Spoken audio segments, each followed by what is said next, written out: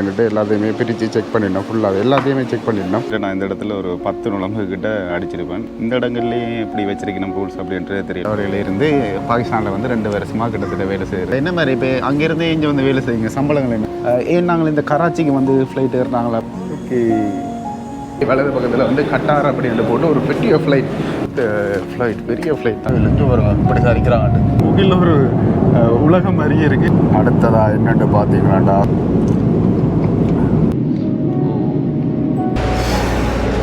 இதுதான் நாங்கள் வந்த ஃப்ளைட்ஸ். கிட்டத்தட்ட 15 நாளில் விட்டுட்டு போயிருக்கோம். வச்சுதாங்க ஐடென்டிஃபை குரல்.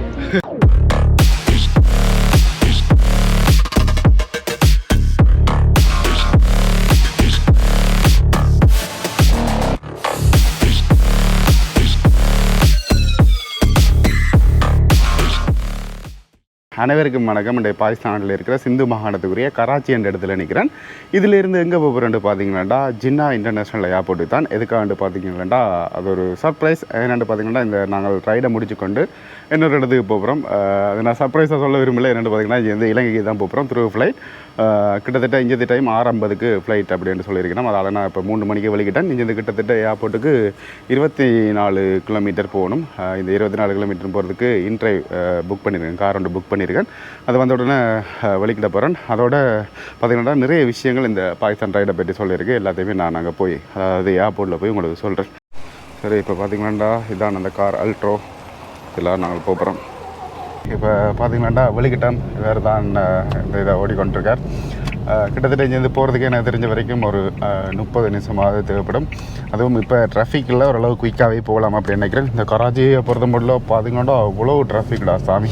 நான் வச்சுருக்க லைட் வேறு அந்த என்ன சொல்லுங்கள் பார்ப்போம். இந்த இருந்துட்டு தான் வேலை செய்யாமல் போயிட்டு ஆரம்பமே நல்ல சகுனமாக இருக்குது. வேலை செய் கமோன்.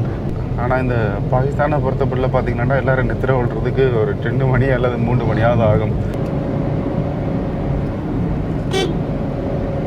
இப்போ வந்து இந்த டவுனை பார்க்கலாம் ஆசையாக இருக்குது. இதே விடியப்புறம் ஒரு 7 மணி தாண்டிட்டுன்னா கடவுளே அவ்வளோ பைக்குகள், அவ்வளோ ஆட்டோக்கள், அவ்வளோ வாகனங்கள்.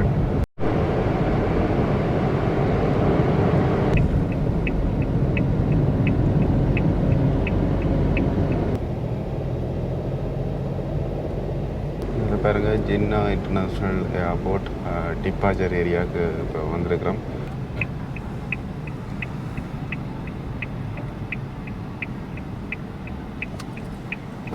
இப்போ வந்துட்டோம். இதில் வந்து நான் அந்த லக்கேஜ் கொண்டு போகிறதுக்கு வண்டியில் தேர்ந்தேறோம், காணவே இல்லை. இதான் பாருங்கள் ஏர்போர்ட். பரவாயில்ல, நாங்கள் எதிர்பார்த்த அளவுக்கு எல்லாத்துக்கும் ஓரளவுக்கு பெருசாகவே இருக்குன்னு தான் சொல்லணும். நிறைய பேர் இதுலாம் வெயிட் பண்ணினோம் அனுப்புறதுக்கு போல இருக்குது. ஒரு மாதிரி அந்த காரன்னாவே வண்டியில் எடுத்து வந்துட்டேன். இப்போ இதில் பாருங்கள், இங்கிலீஷில் போட்டிருந்தது கொழும்புக்கு செக்கிங் நடக்குது போல இருக்குது. அதனால தான் போகணும்னு நினைச்சேன். ஆனாலும் இதில் பாருங்கள் இன்டர்நேஷ்னல் டிபார்ச்சர் கேட் நம்பர் 1, 2, 3 எல்லாம் போட்டிருக்கணும். அதெல்லாம் போகணும். ஓகே, அதில் பாஸ்போர்ட் டிக்கெட்டையும் பார்த்துட்டு விட்டுனா இதில் இப்போ பேக் செக்யூரிட்டி செக்அப் உள்ள வீடியோ எடுக்கலான்னு நான் ஏன்னு கேட்டேன். வேண்டாம், அது எமிக்ரேஷனில் எடுக்க வேண்டாம் அப்படி சொல்கிறது. ஓகே, இப்போ பார்த்திங்களாண்டா சாக்லேட் இங்கே வேண்டினான் 2 பேக்கெட். அது கூட கொண்டு போகிறோம் அப்படின்ட்டு எல்லாத்தையுமே பிரித்து செக் பண்ணிடணும். ஃபுல்லாக எல்லாத்தையுமே செக் பண்ணிடணும். ஆரம்பமே சூப்பர். பார்த்திங்களாண்டா உள்ளே வந்துட்டேன். இதில் வந்து இன்னும் ஃப்ளைட்டுக்கான டீட்டெயில்ஸ் போடவே இல்லை. இப்போ தான் நேரம் 4:15, அதாவது 6:55 ஃப்ளைட்னால இன்னும் ஒரு 20 நிமிஷம் ஆகும் அப்படின்ட்டு சொல்லினோம். இப்போ இதில் பார்த்திங்களாண்டா ஃப்ளைட் வந்து 9:40 டிலே ஆகிட்டோம் அப்படின்ட்டு போட்டிருக்கணும். ஸோ வெயிட் பண்ணணும். இப்போ என்ன நடந்த இந்த சம்பவங்களை நான் சொல்கிறேன். அதில் வந்து பேக் எல்லாத்தையுமே ஃபுல்லாகவே செக் பண்ணவே கேமரா உள்ளே வந்து ரெக்கார்ட் பண்ணலாம் அப்படின்னு சொல்லியிருக்கணும். செக் பண்ணதுக்கான காரணம் என்னென்னு பார்த்திங்கன்னா இதில் எல்லாம் தங்களோட நாட்டில் இருந்து போதைப் பொருள்கள் எல்லாத்தையுமே கடத்தினோம் அப்படின்னு சொல்லியிருக்கணும். அதோட இப்போ 9:40 தான் இங்கேருந்து ஃப்ளைட். ஸோ டிலே ஆகிட்டு நாங்கள் வெயிட் பண்ண தான் ஆகணும். ஆனால் இங்கே இருக்கவே இல்லாத போல் இருக்குது. ஏன்டா நுழம்பு பயங்கரமாக கிடைக்குது. உண்மையிலும் சத்தியமாக நெஞ்ச நுழம்பு கிடைக்குது ஏர்போர்ட்டில். இப்போ நேரம் சரி 6 மணி ஆகுது. இப்போ வந்து டிப்பாச்சர் வந்து, அதாவது செக்இன் வந்து ஒன்றா ஓப்பன் பண்ணிட்டோம் அப்படின்னு சொல்லியிருக்கிறோம். ஆனால் கிட்டத்தட்ட நான் இந்த இடத்துல ஒரு 10 நுழம்பு கிட்ட அடிச்சிருப்பேன். அவ்வளோத்துக்கும் மோசமாக இருக்குது இந்த ஏர்போர்ட். நான் முதலாக வேறு இதில் என்னவோ தெரியல, ஆனால் இந்த ஏர்போர்ட்டில் தான் முதல் அந்த நுழம்பு பிரச்சனையில் அவதிப்பட்டிருக்கேன். இப்போ இதுலேருந்து செக்இன் பண்ண போவோம். கேமராலாம் கண்ட இடத்துலேயும் தூக்கலாம் இருக்குது. ரெக்கார்ட் பண்ணவே விடையினும் இல்லை. கேமரா எடுத்தாலே கேஸை கேட்கணும் என்ன தெரியலை. ஏன்டா இமிக்ரேஷனுக்குள்ளே போய் எடுக்கிறது பிரச்சனை. ஆனால் இந்த இடங்கள்லேயும் இப்படி வச்சிருக்கணும் ரூல்ஸ் அப்படின்றது தெரியல. ஆனால் இந்தியாவிலையும் இப்படி ஒரு ரூல்ஸ் ஒன்று இருக்கும்னு நினைக்கிறேன். கேமரா தூக்க விட மாட்டேன்னு அப்படி ஒரு பிரச்சனை ஒன்று இருக்குது. அங்கே போகிறதுக்கு முன்னுக்கு ஹெல்மெட்டை வேர் பண்ணிடுவோம் அப்படின்ட்டு பார்க்குறேன். இதில் வந்து பார்த்திங்கன்னா வேர்பிங் சார்ஜஸ் 50 ரூபா பெர் பேக் ஒன்லி அப்படின்ட்டு போட்டுக்கணும். ஹெல்மெட்டை அடித்தோம்னா நல்லா. Okay okay. இப்போ பார்த்தீங்களாண்டா அங்கே போய் கேட்டேன் நான். அதாவது டிபார்ச்சர் செக்இன் பண்ணுற இடத்துல பெட்டை கொண்டு போயில தான் ஹேண்ட் லக்கேஜ்லாம் போடணுமா. அதே மாதிரி ஹெல்மெட்டையும் ட்ராப் பண்ணி போட்டாச்சு. அதே மாதிரி இமிக்ரேஷன்லேயும் ஒரு கேள்வியும் இல்லை. இந்தியாவில் வந்தீங்களான்னு கேட்டவே ஓமெண்ட்டு சொன்னான். இப்போ இதிலேருந்து ஃப்ளைட் கேட்டுக்கு தான் போய் கொண்டிருக்கோம். இதில் என்ன ஒரு விஷயம் காட்டணும். டியூட்டி ஃப்ரீ என்று 2-3 கடைகள்லாம் இருக்குது. நான் உங்களுக்கு காட்டுறேன். இந்த பாருங்கள், இதில் இருக்கிற கிட்டத்தட்ட ஒரு 3 கடைகள் தான் இங்கே இருக்கிற டியூட்டி ஃப்ரீ. அதாவது வேண்டி சாப்பிடலாம்னு பார்த்தா ஒன்றுமே இல்லை இந்த இடத்துல எல்லாம். எங்களோட ஸ்ரீலங்காவில் இருக்கிற அந்த கைவினை பொருட்கள் மாதிரி நிறைய இங்கே பார்க்கக்கூடிய மாதிரி இருக்குது. இதில் எல்லாம் அந்தளவுக்கு இல்லை, ஆனால் ஓரளவுக்கு ஓகே. இது பழைய ஏர்போர்ட்டாக இருந்தாலும் சூப்பராக இருக்குது. இந்த உள் பக்கத்துக்குள்ளே வரைக்கல. இதில் பாருங்கள், எத்தியோப்பியன் ஃப்ளைட் ஒன்று நிற்கிது, அங்கே பாகிஸ்தான் ஃப்ளைட்டுகள் நிற்கிது. நல்லாயிருக்கு. ஆனாலும் சாப்பாடு கடை இதுக்குள்ளே தான் இருக்குது அப்படின்ட்டு கேள்விப்பட்டேன். அப்போ அங்கே தான் போய் கொண்டிருக்கோம். இப்போ திருப்பியும் பார்த்தீங்களாட்டா இந்த ஃப்ளைட் ஆக்கள் செக் பண்ணணும் தானே. அதை செக் பண்ணவே உள்ளே வந்து இந்த லைட் மாட்டினது அந்த நட்டு இருந்தது. அந்த நட்டால் திருப்பி பேக் எல்லாம் ஃபுல்லாக எடுத்து செக் பண்ணி போட்டு தான் விட்டவே. இப்போ இதில் சாப்பாடு கடைக்கு வந்துட்டோம். இல்லை பாப்போம் என்ன சாப்பாடு இருக்குண்டு. கேக் அதெல்லாம் பண்ணி சாப்பிடணும் போல் இருக்குது. இப்போ பார்த்தீங்கன்னா அங்கே போய் பீட்சா இருக்குண்டாங்க, அது இருக்குண்டாங்க. நாங்கள் கடைசியில் இந்த கேக்கே பண்ணிட்டு வந்திருக்கேன். பார்ப்போம் சாப்பிட்டு எங்கிட்ட இடத்துல இருக்கிற கேக்குகள் மாதிரி இருக்கா இல்லை வித்தியாசமாக இருக்காண்டு.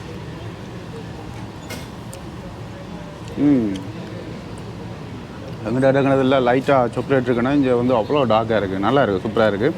அதோட பார்த்தீங்கன்னாட்டா இந்த இதுவும் பண்ணாங்க. இதெல்லாம் அவ்வளோ விலை இல்லை. கிட்டத்தட்ட 2 பண்ணுறதுக்கு 450 ரூபா 600 ரூபா தான் முடிஞ்சிருக்கு. ஆனால் எங்களுடைய ஏர்போர்ட்டில் இதெல்லாம் பண்ண மாட்டோம். சரி கதை. அதோட இன்னொரு ஆளை காட்டுறேன். இதில் பாருங்கள், கொழும்புல இருந்து வந்து இங்கே வேலை செய்துட்டு இருந்து இப்போ வீட்டை போகிறார். வேற பற்றி நாங்கள் கேட்டு தெரிஞ்சுக்கணும் சாப்பிட்டுட்டு. இப்போ நான் சொன்ன மாதிரி ப்ரோட்ட கேட்போம். ப்ரோ உங்களோட பேர் சொல்லுங்கள். என் பேர் ஜேக்கப். அவங்க கிறிஸ்டியன்ஸ். அவிசாவிலிருந்து பாகிஸ்தானில் வந்து 2 வருஷமாக கிட்டத்தட்ட வேலை செய்திருக்கார். எப்படி இருந்த உங்களோட அனுபவம் இந்த 2 வருஷத்தில்? 2 வருஷம் அனுபவம் வேலையான பிரச்சனை இல்லை. எங்களோட சாப்பாடு வச்சு தான் பிரச்சனை. இங்கே மெயினாக என்ன நிறைய சாப்பிடுவாங்க. இங்கே ரொட்டி தான் மெயின் சாப்பாடு. ரொட்டியும் பருப்பும் கடலைக்கறி அதுதான் மெயின். என்ன மாதிரி உங்களுக்கு ஒத்துக்கொண்டதா? அது எண்ணெயா இல்லை என்னத்தை போட்டு சாப்பிட்றாங்க? எண்ணெய் நம்மளோட இலங்கை எண்ணெய் மாதிரி இல்லை. இங்கே வித்தியாசமான எண்ணெய் வந்துருக்கு. ரைட். 1 மாதம் 2 மாதம் போகக்குள்ள அது சரி போயிடுச்சு. பழையிட்டு. ஓகே. அப்போ என்ன மாதிரி இப்போ அங்கேருந்தே இங்கே வந்து வேலை செய்யுங்க, சம்பளங்கள் என்ன மாதிரி? வந்து சம்பளம் ஒரு 2.5 லட்சம் 3 லட்சத்துக்குள்ளே எடுக்கலாம் மாதம். ஓகே. பெயிண்டிங் வேலை செய்கிறாராம். ஆனால் பாகிஸ்தான் காசு 2.5 லட்சத்துக்கிட்ட. எங்களோட காசு ஒரு 2 60-70 கிட்ட வரும். அந்த ரேஞ்சுக்கு வரும். ப்ரோ நானும் தான் இப்போ சேர்ந்துருக்கேன். ஆனால் இவர்கிட்ட சீட் வந்து 30, இந்த 23 கழிச்சு பேசி இருக்கலாம். அதோட அங்காள ஒருத்தர் இருக்கார் பாருங்கள். அவர் வந்து பாகிஸ்தான் இங்கே ஒரு இடத்துக்கு பேரே தெரியாத இடத்துக்கு வேலையை போகிறார், லோட்டு இதாகிறது. அப்போ ஸ்ரீலங்காவில் வந்து என்னத்தை மிஸ் பண்ணுறீங்க இங்கேருந்து எல்லாம் மிஸ் பண்ணுறேன். குடும்பம் சாப்பாடுலேருந்து கொத்து ரொட்டி ரைஸ் நம்மளோட வாழ்க்கை வேறு வாழ்க்கை இல்லைங்க. அப்போ இனி இப்போ போகிறதோட அப்படியே ஸ்ரீலங்கா தான். இங்கே திரும்ப வர்றது ஸ்ரீலங்காவே தான். அப்படி தான் எங்களோட சொந்த ஊர்களை விட்டு நாங்கள் வேறு எங்கே அறிக்கையில் தான் அது இந்த அருமை தெரியும் அப்படின்றது தான் உண்மை. நல்ல சந்தோஷம் இவரை சந்தித்தது. இவர் நல்லா உருது ஈஸியாக கதைக்கிறது. ஈஸினா கஷ்டம், ஆனால் போக கொஞ்சம் பழகுனா ஈஸி, பிடிச்சிடலாம் அப்படின்னு சொல்கிறார். ஓகே, நல்ல விஷயம். அதோட நான் இந்த பாகிஸ்தானை பற்றி எந்த அனுபவத்தை நான் உங்களுக்கு சொல்லணும், நிறைய விஷயம் உங்களுக்கு சொல்கிறேன் எல்லாத்தையும். இப்போ நான் எந்த அனுபவத்தை நான் சொல்லணும். நான் பாகிஸ்தான் வந்தது உண்மையிலுமே ஒரு திடீரென்ற ஒரு பிளான். இந்த இடத்துல பைக் ஓடலாம் அப்படின்ற ஒரு எண்ணத்தால் வந்து நான் வடிவாக ப்ராப்பராக நான் பிளான் பண்ணவே இல்லை. ஆனாலும் இந்த பாகிஸ்தான் வந்தவுடனே நிறைய விஷயங்கள் எனக்கு படிப்பினையாக இருந்தது. நாங்கள் வந்தது இந்தியாவில் டெல்லி போய் அதுக்கப்புறம் பஞ்சாப் போய் அதிலேருந்து வாஹா பார்டரால் வந்தது. அந்த வாஹா பார்டர் வந்து நல்ல ஒரு எக்ஸ்பீரியன்ஸாக இருந்தது. அதே மாதிரி அந்த லாகூரில் வந்து ஆக்கள் எல்லோரும் கொஞ்சம் வித்தியாசமாக இருந்து அதாவது பஞ்சாப் முஸ்லீம் மக்கள். அப்போ தான் எனக்கு தெரியும் ஓஹோ பஞ்சாப்லேயே இருந்து பிரிஞ்ச மக்கள் தான் பாகிஸ்தானில் இருக்கணும் அப்படின்ட்டு. அதுக்கு பிறகு பார்த்திங்கன்னா அதில் இருந்து கில்கிட் இஸ்லாமாபாத் சொல்லணும். இஸ்லாமாபாத் வந்து அவ்வளோ நல்ல மக்கள், அவ்வளோ என்ன சொல்லுங்க பார்ப்போம், ஒரு அண்ணன் தம்பி அப்படின்ற மாதிரி தான் பழகினவேல், அப்படி கதைச்சு பழகினவேல். சாப்பாடெல்லாம் ஃப்ரீயாக, அதே மாதிரி காரில் எல்லாம் போனால் காசே வேண்ட மாட்டேன் அப்படியான ஒரு இதெல்லாம் இருந்தது. அதை தவிர்த்து லாகூர், இஸ்லாமாபாத், கராச்சி எல்லா இடத்துலையும் பீட்சா ஹட் இருக்குது, டொமினாஸ் இருக்குது, கேஎஃப்சி இருக்குது, அதெல்லாம் நீங்கள் சாப்பிடலாம். ஆனால் கில்கிட் அங்காலெல்லாம் போய்க்கல இந்த கரண்ட் பிரச்சனை, நெட்வொர்க் பிரச்சனை, குளிர் பிரச்சனை, இப்படியான பிரச்சனைகள் எல்லாம் இருக்கும். அதே மாதிரி பேஸ்வேர்ன்ற இடத்துக்கு போயில நாங்கள் கூடுதலாக அந்த தாலிபான்ஸ் இருப்பினோம். ஆனால் எனக்கு அதுக்கான டைமும் இல்லை. என்னென்னா ஃப்ளைட் வந்து ஒரு குறிப்பிட்ட டேட்டுகள் இருக்கிறால நான் அதை போட வேண்டிய ஒரு டைம். அதே மாதிரி கராச்சியை பற்றி சொல்ல போய்க்கல அந்த கன் பாயிண்டில் ஃபோனுகளை பறிப்பினோம், காசுகளை பறிப்பினோம் அப்படின்லாம் சொல்லுவேன். ஆனால் நான் அதுக்கு கேர்ஃபுல்லாக தான் இருந்தேன். ஏன்டா ஃபோனுகளெல்லாம் வெளியில் கொண்டு போயில. அதே மாதிரி இந்த கராச்சியில் நீங்கள் வந்து முக்கியமாக ஒரு சில விஷயங்களை செய்வீங்களாண்டா நல்லா. என்னென்னு பார்த்தீங்கன்னாண்டா எங்கேயாவது நின்று ஃபோன் நோண்டுறீங்களாண்டா அது ஒரு பப்ளிக்கான ஒரு ஆட்கள் இருக்கிற இடத்துல நின்று நோண்டுங்க. ஏன்டா ஏதாவது நடந்தால் பக்கத்தில் நிற்கிறாங்களும் காப்பாற்றிக்கணும். தனியாக போய் எங்கேயா ஒரு இடத்துல நின்று ஃபோனை பார்த்து கொண்டுருந்தீங்களாண்டா அதுக்கு பிறகு சொல்கிறதுக்கு வார்த்தையில் என்னவோ நடக்கலாம். இதுகளெல்லாம் ஒவ்வொரு இடங்களை பற்றி சொல்லிட்டேன். அதே மாதிரி பாகிஸ்தான் காசுகள் எல்லாத்தையும் நீங்கள் பார்த்துருப்பீங்க. இலங்கை ரேட்டுக்கும் இதுக்கும் அவ்வளோ வித்தியாசம் இல்லை. $1 வந்து இலங்கையில் 301 ரூபா அப்படி வரும். இங்கே வந்து 277 ரூபா, 278 ரூபா அந்த ரேஞ்சில் இருக்குது. அதை தவிர்த்து இங்கே வந்து ஸ்பெஷலாக சாக்லேட், அதுகள் நட்ஸ் அதுகள் என்ன எனக்கு தெரியலை. அதெல்லாம் ஈரான்லேருந்து எடுக்கணும் அப்படின்னு சொன்னால் எனக்கு அந்தளவு பிடிக்கலை. பெட்டுகள் இங்கே நல்லது இருந்தது. அதே மாதிரி இந்த பாகிஸ்தானில் இந்த பைக் இருக்குது 70cc, 125cc, 180cc. இது எதுக்குமே நம்பர் பிளேட் இருக்காது, சிக்னல் இருக்காது, எதுவுமே இருக்காது. அப்போ இந்த ஒரு பிரச்சனை இருக்கும். பயங்கர சவுண்டாக இருக்கும். எங்கள் இடங்களெல்லாம் சவுண்டெல்லாம் போட்டால் கட்டாயம் ஃபைன் எழுதுவினோம். ஹெல்மெட் போடாடி ஃபைன் எழுதுவினோம். நிறைய விஷயங்களுக்கு எல்லாம் ஃபைன் எழுதுவினோம். ஆனால் இங்கே எல்லாம் எந்த ரூல்ஸுமே இருக்காது. ஏன்னாடா அவ்வளோதுக்கு பாப்புலேஷன் கூட தான் இருக்கிறதால எதுவுமே கண்ட்ரோல் பண்ண இல்லாத ஒரு நிலைமையில் தான் இருக்குது. குறிப்பாக கராச்சி, லாகூர் இதெல்லாம் சொல்லவே இல்லை. ஆனால் இஸ்லாமாபாத் எப்போயுமே பெஸ்ட் எனக்கு பொறுத்த மட்டும். ஏன் நாங்கள் இந்த கராச்சிக்கு வந்து ஃப்ளைட் ஏறினாங்களா அப்படின்னு பார்த்தீங்கன்னாடா இஸ்லாமாபாத்லேயும் சரி லாகூர்லேயும் சரி எங்களுக்கான இன்டர்நேஷ்னல் ஃப்ளைட்ஸ் இல்லை. என்னடா பாதுகாப்புக்காக முதல் லாகூரில் இருந்த போல் இப்போ கேன்சல் பண்ணிட்டேன். இப்போ கராச்சியில் இருந்து மட்டும் தான் நாங்கள் போகக்கூடிய மாதிரி இருக்கும். இந்த டிக்கெட் எவ்வளோன்னு பார்த்தீங்கன்னாடா குறிப்பிட்ட ஒரு டேட்டுக்குள்ளே போட்டதால் எனக்கு வந்து 1/17 வந்தது. இதே 2 ஆப்ஷன் இருந்தது. இங்கேருந்து ஷார்ஜான்னு நினைக்கிறேன், துபாயோ இல்லை கட்டாரோ என்னவோ தெரியல, எனக்கு கன்ஃபியூஸ். அந்த இடத்துக்கு போயிட்டு போகிறதால 93,000 ரூபா. அது ரான்சிட் 2 செக்கிங் எல்லாம் பண்ணுவாங்க. அது ஒரு அலுப்பு வேலையாண்டால திருவாவே இங்கேருந்து சரி ஒரு கொஞ்சம் காசு தானே கூட எவ்வளோத்தையோ எதோலாம் போகுது, இப்போ இதுவும் போகட்டும் அப்படின்ட்டு திருவாவே போட்டுட்டேன். அதை தவிர்த்து பாகிஸ்தானை பற்றி எல்லாமே சொல்லிட்டேன் நினைக்கிறேன். சாப்பாடு நான் சொல்லிட்டேன் என்ன சாப்பாடாக இருந்தது. அப்புறம் ஓகே. சாப்பாடில் முக்கியமாக இன்னும் ஒரு விஷயம் இந்த பாகிஸ்தானை பற்றி சொல்லணும். ரெண்டு பார்த்திங்கன்னா ரொட்டியும் அந்த பருப்பு தால் அதெல்லாம் ஐயோ முதல் நாள் கொஞ்சம் ஓகே, கொஞ்சம் அலர்ஜி மாதிரி இருந்தால் அப்புறம் ஓகே எல்லாம் பழகிட்டு சூப்பராக இருந்தது. எல்லாமே ஒரு அனுபவம் தானே. எந்த இடத்துக்கும் போய்க்கல. கிட்டத்தட்ட நாங்கள் இப்போ வந்து பாகிஸ்தானை வந்து 30 நாள் ஆகிட்டு எப்படி போனன்றது தெரியலை. என் ஃப்ரெண்ட்ஸாக்கள் ஒரு பேக்கேஜில் போன வேலை அதெல்லாம் வந்து இஸ்லாமாபாத்லேருந்து கில்கிட் குன்சாலாம் சுற்றிட்டு வர்றது 70,000 ரூபா ஏதோ பேக்கேஜாக நினைக்கிறேன். கட்டாயம் இப்போ இதுக்கு பிறகு நீங்கள் பாகிஸ்தான் வருவீங்களான்னு கேட்டிங்களா இப்போதைக்கு இல்லை. ஆனால் ஒரு 10-15 வருஷத்துக்கு பிறகு கொஞ்சம் அப்டேட் ஆவாங்களா அப்படின்ட்டு சில விஷயங்கள். இந்த பைக்கெல்லாம் சத்தியமாக அந்த சவுண்டெல்லாம் அவ்வளோதுக்கு இதாக இருக்கும். அதெல்லாம் நினச்சி பார்க்கவே ஒரு இதாக இருக்குது. இதெல்லாம் மாறி ஒரு நல்ல அப்டேட்டுக்கு வந்துட்டு நம்ம அப்படின்ட்டா நல்லா கட்டாயம் இங்கே விசிட் பண்ணலாம். அதே மாதிரி அந்த போலீஸாக்கள் பாதுகாப்பு தந்ததெல்லாம் பெஸ்ட். அதெல்லாம் லைஃப்பில் மறக்க இயலாது. நாங்கள்லாம் ஒரு விஐபி நினச்சி எங்களுக்கெல்லாம் அவ்வளோ பாதுகாப்புகள் தந்தவேல் இப்படி இருக்குது. இப்போ நாங்கள் வந்து இதில் இருக்கிறோம். எங்களுக்கு இந்த கேட் நம்பர் ஒரு தட்ட ஃப்ளைட்டுக்கும் போடினம் இல்லை. எங்களுக்கு வேறு 9:40 தான் ஃப்ளைட். அதால் பார்ப்போம், வெயிட் பண்ணி பார்ப்போம்ட்டு தான் இந்த இடத்துல இருக்கிறோம். ப்ரோவும் இருக்கிறால நாங்கள் தமிழில் கழிச்சிட்டு இருக்கக்கூடிய மாதிரி இருக்குது. ப்ரோ உங்களோட உண்மையான லாங்குவேஜ் தமிழா சிங்களம்? தமிழ் தான். ஆனால் சிங்களம் தான் கூடுதலாக இருக்கும். உங்களோட ஊரில் சிங்களம் கதைப்பாங்க கூடுதலாக? Wife right. அதாவது வைஃப் எல்லாமே சிங்களம் படித்தால தானம். ஏன்னா அவிசாவளின்றது கூடுதலாக மலைய மக்கள் இருக்கிற இடம். அப்போ அதால் தமிழ் தான் வேண்டது. ஆனால் கதை விஜய்கள் கொஞ்சம் மாறிடும் சிங்களத்தோட சேரைக்கில். எப்படா அங்கே போய் ஸ்ரீலங்காவில் போய் கொத்து ரைஸ் அப்படியெல்லாம் சாப்பிடுவோம். இந்த மாதிரி இருக்கிற ஒரு மாதம் 30 நாள் தொடர்ந்து இருக்கிற என்ன சொல்லுங்கள் பாபு, ட்ராவல் பண்ணிக்கல ஒரு ஃப்ரெண்ட் செட்டோடு இருக்கிறமெண்டா சூப்பராக இருக்கும். ஒரு 2-3 பேரோட ட்ராவல் பண்ணுறோம்னா. ஆனால் தனியாக ட்ராவல் பண்ணிக்கல அந்த ஹோம் சிக் சாப்பாடுகள் அதுகளெல்லாம் மேனேஜ் பண்ணி கொண்டு போகிறது தான் கொஞ்சம் கஷ்டமான ஒரு விஷயம். இருந்தாலும் பரவாயில்ல, இதில் எல்லாமே ஒரு சின்ன சின்ன அனுபவம். ஒரு பெரிய ரைடு ஒன்று பண்ணணுமன்றது ஆசை. ஆனால் இப்போ இதில் பட்ட கடன் உடனுகளை இது கட்டுறதுக்கே எனக்கு தெரிஞ்ச வரைக்கும் 1-2 வருஷம் ஆகும். எல்லாத்தையும் சமாளிப்போம் அப்படின்ட்டு நம்புகிறேன். இதில் பார்த்தீங்களாண்டா அப்பாவும் பிள்ளையும் மிரிக்கணும். வேறு பாருங்களேன் எவ்வளோ க்யூட்டாக இருக்காருண்டு. ஹாய், சூப்பராக இருக்கிற Sri Lanka. Your name? Jessie vlogs. Desi vlog. Jessie vlogs.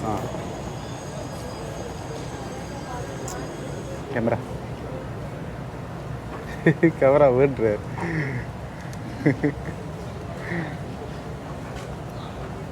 Sri Lankan YouTuber.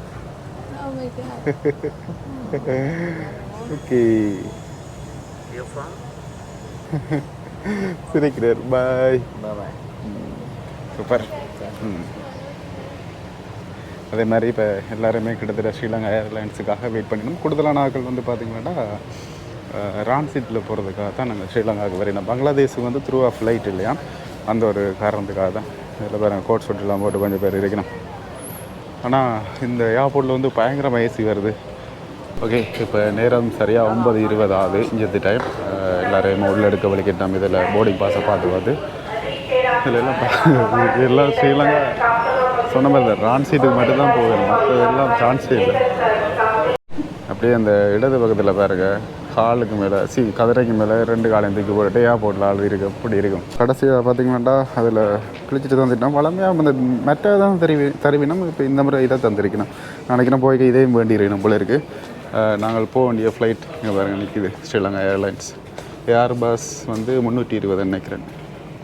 Okay, இப்போ இதில் போய்கொண்டிருக்கையில் சூப்பராக இருக்குது இந்த வியூ, இந்த கிளாஸ் செட் எல்லாமே. அதே மாதிரி வலது பக்கத்தில் வந்து கட்டார் அப்படின்னு போட்டு ஒரு பெரிய ஃப்ளைட், கிட்டத்தட்ட பார்க்குறதுக்கே திமிங்கலம் மாதிரி இருக்குது, நல்லா இருக்குது. அதே மாதிரி எங்களோட ஸ்ரீலங்கா ஏர்லைன்ஸ் வந்து இதில் இருக்குது. சிட்டி ஆஃப் ஜாப்பஹூவா அப்படின்ட்டு அடிச்சிருக்கணும். இதில் நான் உங்களுக்கு காட்டுறேன். இதை பாருங்களேன் எப்படி ஒரு செட்டப்பில் நிற்கிறது. இந்த மாதிரி தான் ஃப்ளைட்டை வடிவாக பார்க்கக்கூடிய மாதிரி இருக்குது. வாவ், வேறு ரகம். உள்ள வீடியோ எடுக்க குழம்புறாங்களோ என்ன தெரியல, பார்ப்போம். Okay, thank you. இப்போ உள்ளே போன உடனே ஐபோவன் அப்படின்னு சொல்லிவிடும். நல்லாயிருக்கும் உண்மையிலும் அது கேட்குறதுக்கு. நாங்கள் தமிழ்லையும் சொல்லலாம் வணக்கம். ஆனால் இந்த ஃப்ளைட்டில் தமிழில் சொல்லிவிடும் அப்படின்றது எனக்கு மறக்காமல் கமெண்ட் பண்ணுங்கள். ஐபோவான். ஓகே ஓகே, இந்தியாவில் பக்கம் இருக்குது அப்படின்னு சொல்லிடணும். பழமையாக 3 கோடி வந்து இருக்குது. நாங்கள் இங்கே பாருங்க, இந்த ஃப்ளைட் பெரிய ஃப்ளைட் தான், பரவாயில்ல. 4 மணி நேரம் பறக்கிறதுக்கு. இதில் 23 F இப்போண்டா நடுவில். ஓ காட், இந்த நடுவில் ப்ரோ எனக்கு இந்த முறை விண்டோ சீட் காட்டு இல்லாத போல் இருக்கே. சரி, இப்போ என்ன சம்பவம்னு பார்த்தீங்கன்னா, எங்களுக்கு வந்து நடு சீட் தான் நான் பார்க்கல. ஏஜென்ட்ஸ் மூலமாக தான் புக் பண்ணேன். அதில் வந்து நடு சீட்டை புக் பண்ணிட்டேன். அப்போ இதில் ஒரு அக்கா வரலண்டவா, அவள் சிங்களம் காய்ச்சிவா. அப்போ சிங்களத்தில் காய்ச்சி எங்களுக்கு ஒரு சீட் தாங்கண்டு கேட்டாங்க, விண்டோ சைட். அதை எடுத்தாந்துருக்கணும். என்னென்னு பார்த்தீங்கன்னா, இந்த ஃப்ளைட்டில் வந்து கிட்டத்தட்ட பின்னுக்கு நார்மல் பேசஞ்சர், அதாவது எக்கனாமி கிளாஸ்ன்னு சொல்லுவோம், அதில் வந்து 280 சீட் இருக்கான். ஆனால் இன்றைக்கு புக்கிங் வந்து 180 பேர் மட்டும்தானா. எதுக்காக அந்த ஸ்ரீலங்கா ஏர்லைன்ஸ் நட்டத்தில் ஓடுதுன்றது எனக்கு இப்போ தாராளமாக தெரியுது. இப்படி ஒரு சில நாடுகளில் ஏற்படுற அந்த ஆட்கள் பற்றாக்குறையால் தான் அது நடக்கும் அப்படின்னு நம்புகிறேன். இதை தவிர்த்து வேறு ஏதாவது இருந்துச்சுன்னா மறக்காமல் கமெண்ட் பண்ணுங்கள். அதோட பார்த்திங்கன்னா, நான் இதுக்கு முதல் கம்போடியா போய்க்க தாய்லாந்து போனதும் இதே ஃப்ளைட்டுன்னு தான் நினைக்கிறேன். ஆனால் இது கொஞ்சம் பார்க்குறதுக்கு பெருசாக இருக்குது. 2-3 என்ன சொல்லுவாங்க பகுதிகளாக பிரித்து வச்சுருக்கிறேன், நல்லாயிருக்கும். அதே மாதிரி இங்கே பாருங்கள், வியூ சூப்பராக இருக்கும். போய்க்கில் நிறைய விஷயங்களை நாங்கள் அப்படியே பார்த்துட்டு போகக்கூடிய மாதிரி இருக்கும். பாருங்கள், வேறு ரகத்தில் இருக்குது flight. 152 service to Colombo. The flight time today is around 3 hours. We're climbing to 39,000 feet. இப்போ பார்த்தீங்கன்னா திரும்பியும் வந்து சீட்டை மாறி இருந்துட்டோம். எங்கட பாட்டுக்கு இந்த ஃப்ளைட்டில் விளையாடி கொண்டிருக்கோம். நினைச்ச சீட்டில் இருந்து கொண்டு எதுக்காக பார்த்தீங்கன்னா அந்த ட்ரெக்கையோட அந்த வியூ கார்டுனா நல்லா இருக்கும் அப்படின்றதுக்காக ரெக்கைக்கு பக்கத்தில் வந்திருக்கோம். இதுவும் செட் ஆடி இதுக்குலேருந்து பின்னுக்கும் போகலாம். அவ்வளோ சீட்டுகள் ஃப்ரீயாக இருக்குது, ஓடி ஆடி விளையாடக்கூடிய மாதிரி. இது பாருங்க, இதை தான் பார்த்து கொண்டிருக்கேன். சூப்பராக இருக்கும் வியூ பார்க்கவே. இந்த கராச்சியில் வந்து பார்த்திங்கன்னா ஆகப்பெரிய அந்த ஓடுதளங்கள் எல்லாம் பெருசாக இல்லை, குயிக்காக ஏறிடும் அப்படின்னு சொல்கிறாங்க. பாபம் என்ன மாதிரி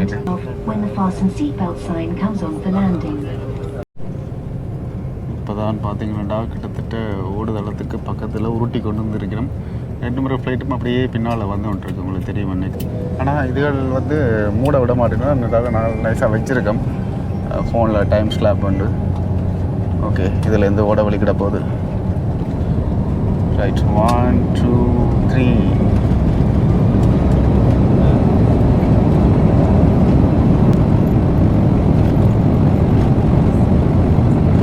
சின்ன ஃப்ளைட்டுனால முன்னே வந்துட்டேன்.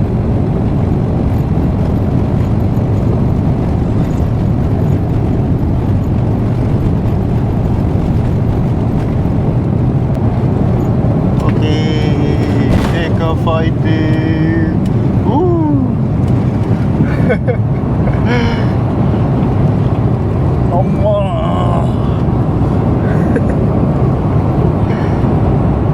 ஒரு ஏற்றிட்டு ஒரு ரக்கு வாங்க பாருங்க. ரக்கு அதுதான் லைஃப்லேயே கஷ்டமான ஒரு விஷயம் தான் இப்போ அதுதான் நடக்குது. ஏட்டா ஏற்றுறத ஒரு ஐடியா ஏற்றுக்கலடா. ஓ, இந்த ட்ரக்கை வந்து அவ்வளோ வியூவையும் மறைக்குதுன்னு நினைக்கிறேன் இந்த பாகிஸ்தான். நாங்கள் பாகிஸ்தான் வியூவை ஃப்ளைட்டில் பார்க்கவே இல்லை. இங்கே வருங்க இப்படி சரிக்கிறாங்கட்டு. இந்த கடவுளே, கராச்சி அப்படியே சொல்லாட்டி திருப்புறாங்க. நாங்கள் மற்ற பக்கத்தால் தான் வந்திருக்கோம். காதெல்லாம் பயங்கரமாக இருக்குது.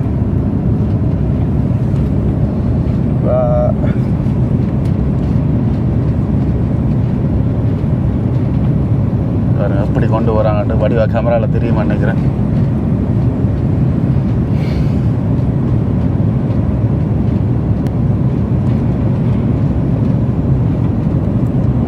பாகிஸ்தான் இவ்வளோ வீடுகள் எல்லாம் கிட்டத்தட்ட ஒரே மட்ட வீடுகளை தான் இருக்குது.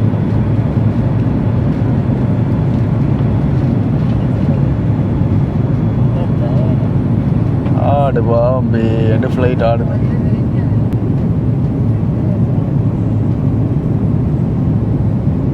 இன்னும் பார்த்தீங்கன்னாண்டா அப்படியே மேலே மேலே தான் போய் கொண்டிருக்கு. அப்புறம் அந்த ஏற்றிட்டு கீழே இறக்கின மூமெண்ட் எப்படி இருந்தது.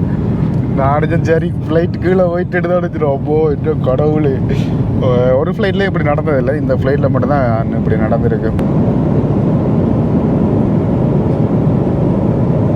இதில் பார்த்தீங்கன்னா ஃப்ளைட்டு அந்த லேண்ட் ஆகி ஒரு சமநிலைக்கு வரும்போதே நிறைய பேர் பார்த்துட்டு போயிட்டு வர்றாங்க. இப்போ கிட்டத்தட்ட ஒரு 15 நிமிஷத்துக்கு பிறகு தான் அந்த டொயின் அந்த டோன் கேட்டது. அதுக்கப்புறம் தான் நினைக்கணும் ஃப்ளைட் சரியான ஒரு இதுக்கு வந்துட்டு அப்படின்ட்டு. காது தான் பயங்கரமாக அடைச்சி கொண்டே இருக்குது. ஆனால் இன்னும் பார்த்தீங்கன்னா இந்த இடத்துல வந்து முகிலுக்குள்ளே நாங்கள் போகவே இல்லை. இந்த பாகிஸ்தான்லாம் முகில்களே இல்லை போல இருக்குது. நான் உங்களுக்கு காட்டுறேன் பாருங்களேன். இது பாருங்க, இன்னும் நாங்கள் முகிலுக்குள்ளே போகவே இல்லை, முகிலும் எங்களால் க்ராஸ் பண்ணவும் இல்லை. ஆனால் இது வரைக்கும் பார்த்தீங்கன்னா டைம் ஸ்லாப் வச்சுருக்கிறேன். ஒன்றுமே கதைக்கு இல்லை, பார்ப்போம் என்ன கட்டத்தில் வருதுன்னு. இப்போ தான் பார்த்தீங்கன்னா முகிலுக்குள்ளே கொஞ்சம் கொஞ்சமாக போய்கொண்டே இருக்கிறான். ஒன்றுமே கீழே தெரியலை, ஃபுல்லாகவே அப்படியே வெள்ளையாக தான் இருக்குது. ஆனால் இந்த ஃப்ளைட்டுக்கு வந்து பார்த்திங்கன்னா 1 2 3 4 மோட்டர் ஒரு சைடில் மட்டும் வேலை செய்யும். அதால் பயப்பட தேவையில்லை. ஒரு மோட்டர் பழுதாக போனாலும் மிச்சம் 3 மோட்டரில் எப்படியா கீழே இறக்கிடுவாங்க. அதனால தான் இந்த பெரிய ஃப்ளைட்டுகளில் ஒரு நம்பிக்கை இருக்குங்க எப்பயுமே.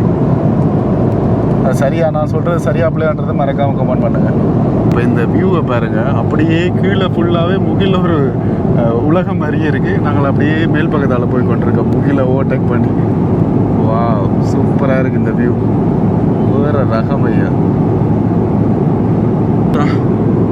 என்னத்தை சொல்கிறேன்னு தெரியல, அவ்வளோத்துக்கு சூப்பராக இருக்குது இந்த வியூ எல்லாம். அடுத்ததாக என்னென்னு பார்த்தீங்கன்னாடா சாப்பாடு. இலங்கை சாப்பாட்டுட்ட வாசனை அடிக்குது. அதனால் அந்த இலங்கை சாப்பாடு தான் எங்களுக்கு வேணும். கிட்டத்தட்ட 1 மாதமாக சாப்பாடு இல்லாத இலங்கை சாப்பாடு எங்கேயாவது தருவாங்களான்னு பார்ப்போம்.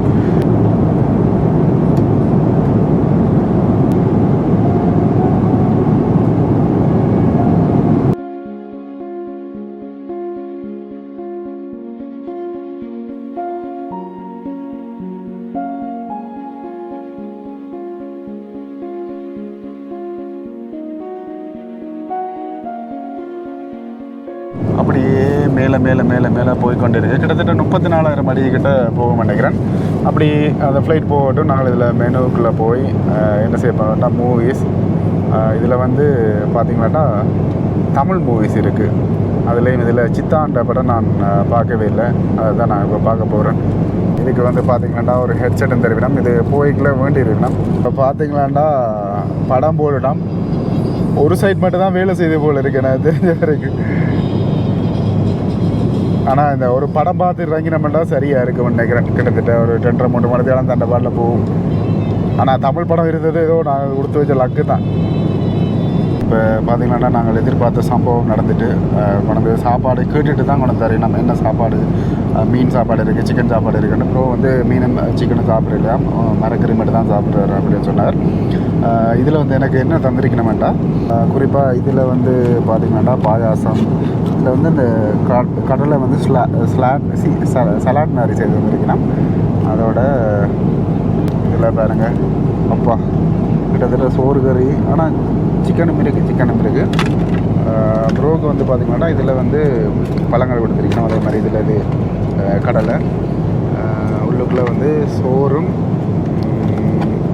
பூசணிக்காயும் கடலையும் கொடுத்துருக்கணும். ஆனால் இது எங்களோட இலங்கை கறி மாதிரி இல்லை.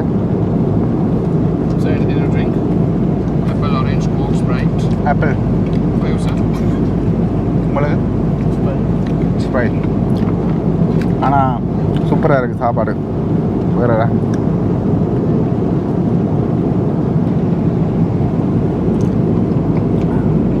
ஆப்பிள் ட்ரிங்க் கிட்டத்தட்ட பார்க்க சாராய மாதிரியே இருக்குது. என்ன வரும்? ஓகே, ட்ரிங்க்லேயே இருக்கட்டும்.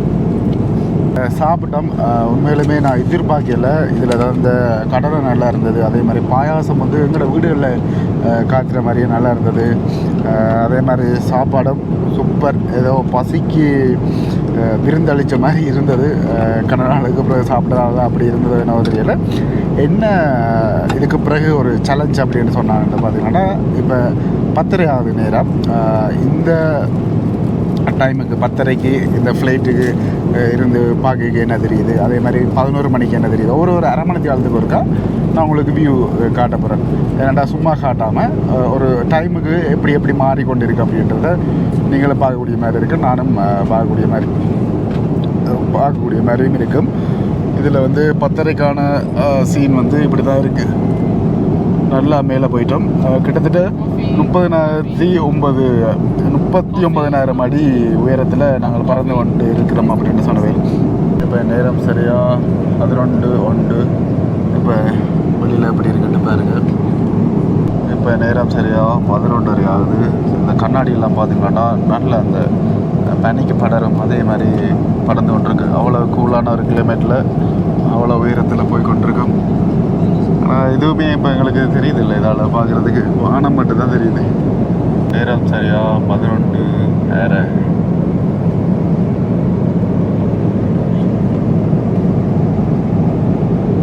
இதில் பாருங்க கீழே இப்போ நிலங்களெல்லாம் தெரியுது, அப்படியே பதிச்சு கொண்டு வரையணும் போல இருக்கு.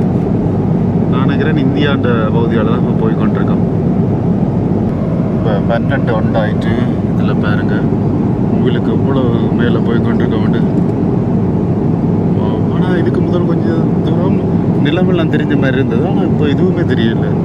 ஒரு சில இடங்கள்லாம் அப்படி உயர்த்தினும் சில வேலை பாதிப்பினம் போல இருக்குது. இந்த காற்றுக்கு ஏற்ற மாதிரி இல்லை பாருங்கள், அப்படி அமைதியாக இருக்குன்னு. கூடுதலான பேர் நித்திர சீட்டெல்லாம் பிடிச்சி கொண்டு எவ்வளோ பக்கம் பின்னுகள் எல்லாமே. எங்கட பயணம் இதோட போகுது. நேரம் சரியாக பார்த்தீங்களாண்டா 12:23 ஆகுது. படம் சூப்பராக போய் கொண்டிருந்தது. ஆனாலும் இப்போ வந்து அலௌன்ஸ் பண்ணினவேல் ஹெட்செட் மற்றது போக்குறது பெட்ஷீட்டெல்லாம் கொடுப்பிருந்தாங்க. அதெல்லாமே வேண்டி வர போயிடணுமாம். அதே மாதிரி குறுகின டைம்லேயே நாங்கள் கொழும்புக்கு லேண்ட் ஆயிடுவோம் அப்படின்ட்டு சொன்னது. ஆனாலும் இதில் பாருங்கள் ஜால பக்கத்துல எல்லாம் நான் நினைக்கிறேன் அது இந்தியாவை தான் இருக்கணும்னு நினைக்கிறேன். இது பாருங்க அப்படி இருக்குண்டு. நாங்கள் இன்னும் முகிலுக்கு மேலே தான் இருக்கோம். அப்படியே கொஞ்சம் கொஞ்சமாக குறைஞ்சிட்டு போயிடும்னு நினைக்கிறேன். நான் நினைக்கிறேன் இந்தியா பார்டர் கடக்கிறதோட அப்படியே பார்த்தீங்கன்னா எல்லாத்தையுமே வேண்டி ரெடி பண்ணி நான் நினைக்கிறேன். 1 ஹவரில் கீழே இறங்கிடுவேன் நினைக்கிறேன். இப்போ காது தான் பயங்கரமாக நோவுது. பெரிய ஃப்ளைட்டாக இருந்தாலும் காது அடைக்கிறது வந்து சாதாரணமாக நடக்கிற ஒரு விஷயம் தான்.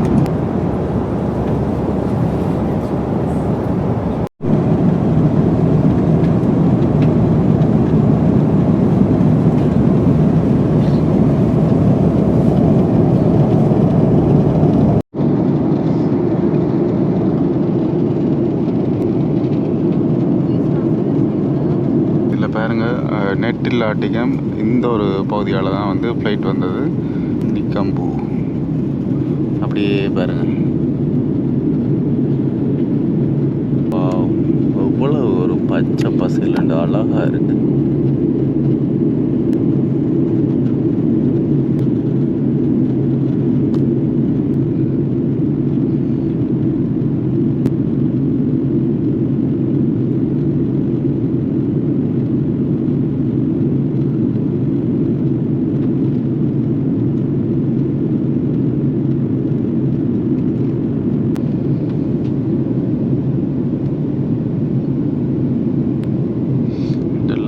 நான் பார்த்த ஒரு நல்ல வியூ, மேக வியூவோட இதைத்தான் சொல்லுவேன் ஃப்ளைட்டில் போய்க்கல.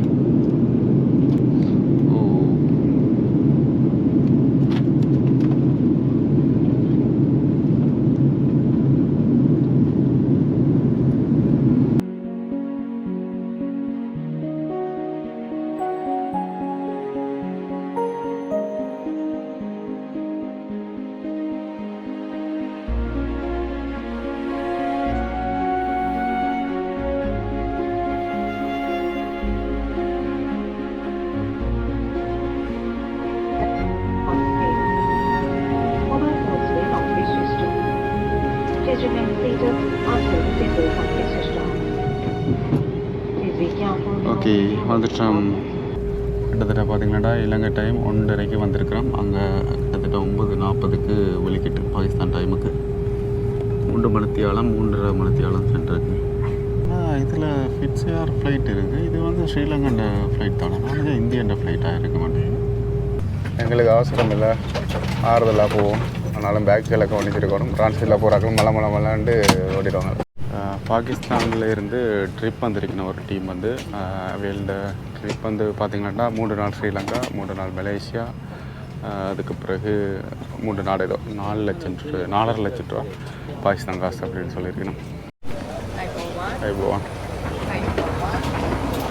நான் ஸ்ரீலங்காவுக்கு இவ்வளோ காலம் வந்திருக்கிறேன். அப்படியே திருவாரங்கி அப்படியே இமிக்ரேஷனுக்கு போயிடும். கிடக்கு வருது. இன்றைக்கு தான் பார்த்து பஸ்ஸில் ஏற்றுறாங்க. சிலவில் ரான்சிட்டாக்கில் ஏற்றுற மாதிரி தெரியல. பார்ப்போம். வேறு ஏர்போர்ட்டுகளில் வீடியோ எடுக்கலாத அப்படி வாங்கல. இங்கே என்ன கட்டமோ தெரியல.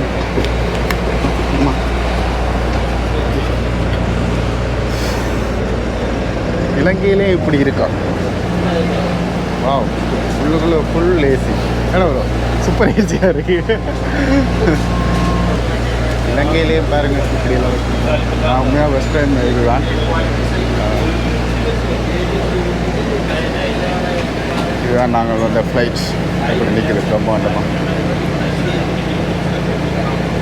இதில் பாருங்கள் அந்த பாகிஸ்தான் ஏர்போர்ட்டில் பார்த்து சின்ன பிள்ளை ஹெல்ப்.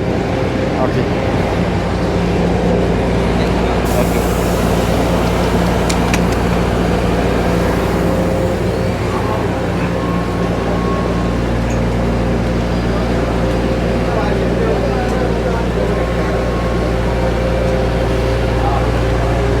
இப்போ வெளிக்கிட்டோம். இதில் இருந்து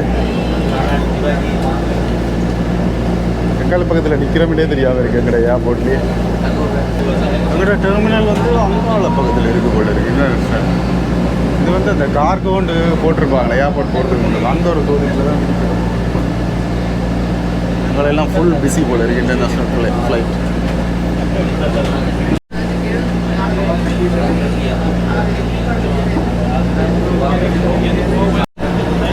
இதுக்குள்ள வந்து சிசிடிவி வாட்ச் பண்ணி கொண்டிருக்கான். கவனமாக இருக்கட்டும். பஸ்ஸில் போட்டிருக்கான்.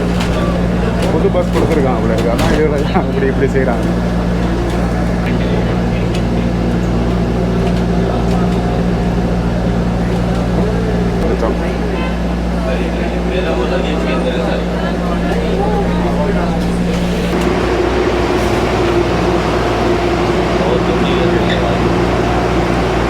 இதிலேருந்து அப்படியே இமிக்ரேஷனுக்கு போகணும். கேமரா ஆஃப் பண்ணுறேன். இப்போ இமிக்ரேஷனை முடிச்சுட்டு வந்துட்டோம். அதில் ஒரு கேள்வியும் இல்லை. இதில் வந்து பார்த்திங்கனாக்கா கிட்கட் எல்லாம் 2 வண்டி ரவுண்டு ஃப்ரீயெல்லாம் போட்டிருக்கிறேன். ஆனால் நெருப்பு விலையாக இருக்குன்னு நினைக்கிறேன். பார்ப்போம் இந்த மாதிரி 2 விலையை கேட்டு. சரி, இப்போ அதுக்குள்ள போனாங்க. அது வந்து $27 இன்றைக்கே சிம்பிளாக இருக்குது. ஆனால் எங்கள்ட நாட்டு காசு கிட்டத்தட்ட 8000 ரூபா. அதனால் நாங்கள் அது வேண்டியில்லை. இதில் வந்து UL 152 பேக் எங்கே இருக்குன்றதை நாங்கள் யோசிக்காமே அந்த இடத்துல பார்த்துட்டு நின்றுருக்கோம். UL 152 பெல்ட் 4ஆம் நம்பரில் வருமாம் லக்கேஜ் அப்படின்ட்டு போட்டிருக்கணும். இப்படி டிவிஎல்ல தான் எல்லா விஷயங்களும் இருக்குது, எல்லாத்தையுமே பார்த்து செய்யலாம். இதுதான் பாருங்கள் எங்களுடைய ஏர்போர்ட். பயணப்பொதி பெல்ட் 4ஆம் நம்பரில் மலேசியாவுக்கும் இருக்குது அப்படின்ற மாதிரி போட்டிருக்கணும். இந்த கட்டத்தில் இருக்கோ தெரியல. இந்த பேக்கு எதையுமே காணலே. ஒரு எடுத்துகிட்டு வரேன். அதுங்களாண்டா இந்த லக்கேஜ் எல்லாம் சரியாக வந்துட்டு பெட்டெல்லாம் ஒழுங்காக வந்திருக்கோம் அப்படின்னு நம்புகிறேன். என் டைம் இல்லை அப்புறம் சம்பவம் தான். ஹெல்மெட் எல்லாம் பார்த்திங்கன்னா கொஞ்சம் புளிவட்ட மாதிரி இருக்குது. ஆனால் ஓகே எல்லாம் இதுலேருந்து அப்படியே வெளிக்கிடும். இதுலேருந்து போய்க்கல என்ன பிரச்சனைன்னு பார்த்தீங்கன்னா டாக்ஸி முன்னே இருப்பாங்க தானே, சார் டாக்ஸி சார் ரெண்டு வதைப்பாங்க. இப்போ அதுலேருந்து தப்பிச்சு எப்படியாவது போகணும், அதான் பிரச்சனை. வெளிக்கிடுவோம். இப்போ வெளியில் வந்துட்டோம். நாங்கள்லாம் சிம் ஏற்கனவே கிட்டத்தட்ட 30 நாள் என்ற அளவு ஆக்டிவில் தான் இருக்கும். ஆனால் இதில் இருக்கிற எனக்கு பிரச்சனை இதிலேருந்து எப்படி அந்த நீர்கொழும்பு பஸ் ஸ்டாண்டுக்கு போகிறேன்னு தான். யாருக்காவது அது சரியான ஒரு வழி தெரிஞ்சால் மறக்காம ஃபோன் பண்ணுங்க. இதெல்லாம் நிற்கிறான் டாக்ஸிக்காகலாம். டாக்ஸிலெல்லாம் போகிறேன்னா 4000 5000 போயிடும். ப்ரோ வந்து 1 வருஷம் கழித்து அவர்கிட்ட வீட்டை போகிறார். வெளியில் நிற்கிற இன்னும் மண்டல் எங்கேன்னு தெரியல.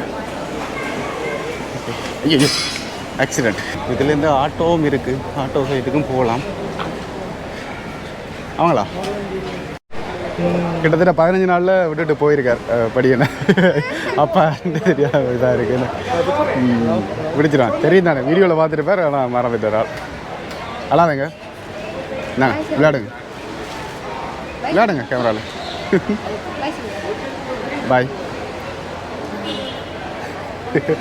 ஷாக் ஆகிட்டு. சரி ப்ரோ பாய். இப்போ இதில் பார்த்தீங்கன்னா ஒரு அண்ணா தான் ஒரு 800 ரூபாய்க்கு கூட்டிகிட்டு போகிறேன். இதில் இருக்க பஸ் ஸ்டாண்டு கேட்டு காரில் வச்சு கொண்டு நிற்கிறாரு பாருங்க. சரி ஓகே, ஆட்டோக்கும் 600 காசு எடுக்கணும், பிரச்சனை இல்லை அப்படின்ட்டு இதில் போகணும்னு முடிவு எடுத்துட்டேன். பஸ் ஸ்டாண்டுக்கு தான். ஓகே.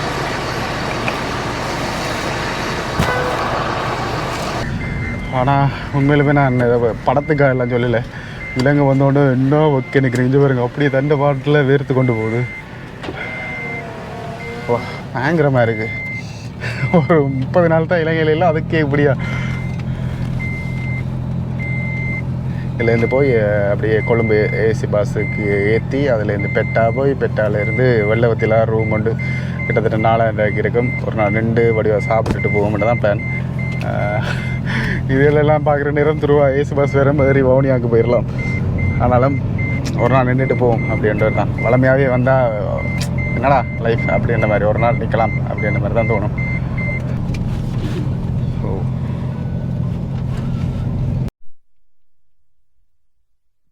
சரி, இப்போ வந்து ஏசி பஸ்ஸில் ரிட்டர்ன்.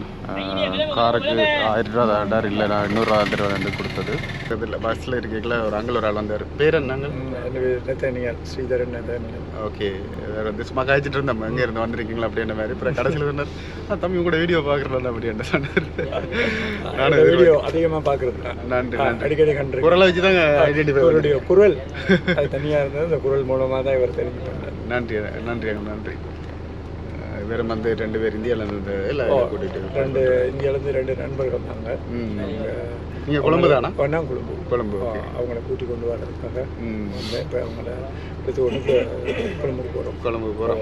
எங்களுக்கு இருக்கிற ஒரு ஈஸியான வழி இந்த பஸ் தான். இந்த பஸ் தான். 300 எவ்வளோ வாங்க? இது 320 ரூபா. ஓகே.